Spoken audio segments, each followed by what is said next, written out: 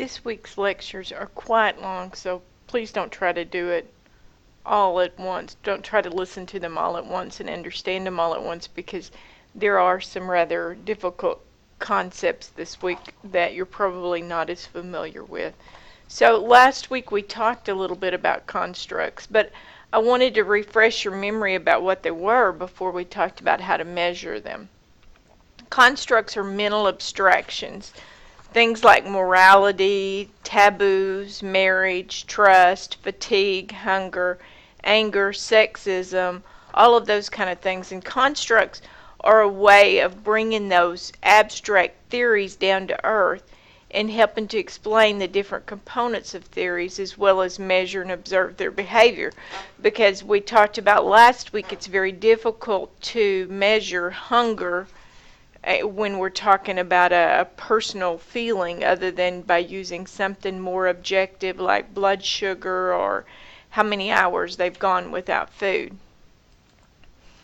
Measurement involves a systematic procedure for assigning individuals to categories, and the procedure can be explained to others, and that's an important part of it, that it can be explained to others, that can then repeat the measurements, and the categories make up a scale of measurement. And the measures listed above might be some of the ways to measure a construct, such as anxiety. So you might have a questionnaire response.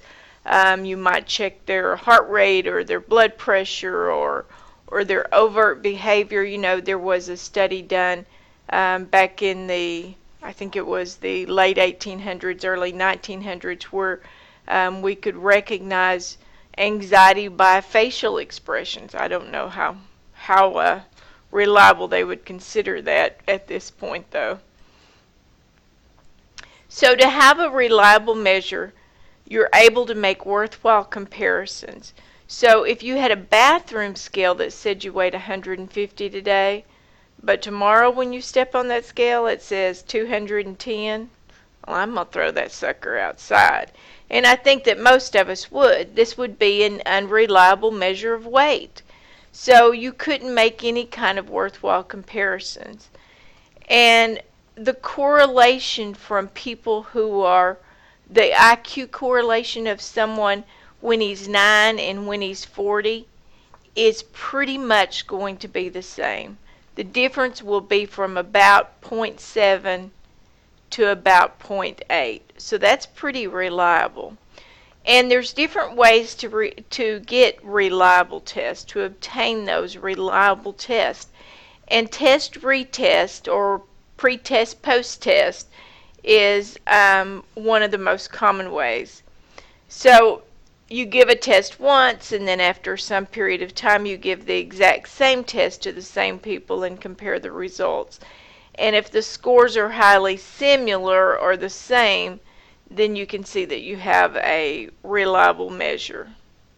Does anybody see a problem with this? Well, in the instance of pre-test post-test, there's going to be some learning, hopefully, that takes place that would mess that up. Test and retest, even if there's not any kind of reliable any learning going on, there's going to be some, at least deliberate learning, there's going to be some that happens, right? And another method is to use the split half method.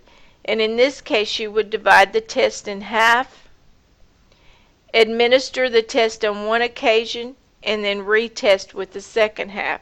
So that takes away the familiarity. In Intro to Psychology, I have students do this speed test where you're supposed to say all of the colors while you're looking at it in a different font. Anyway, it's kind of hard the first time you do it, but every time you do it, it gets easier. And that's what you run into also with test and retest. But if you have the split half method, then you're only getting half of the test on one occasion, and then you're retesting with the other. And that would, provided that the questions measure the same construct and that you get similar responses from your participants between time 1 and time 2, then you can assume that you have a reliable measure.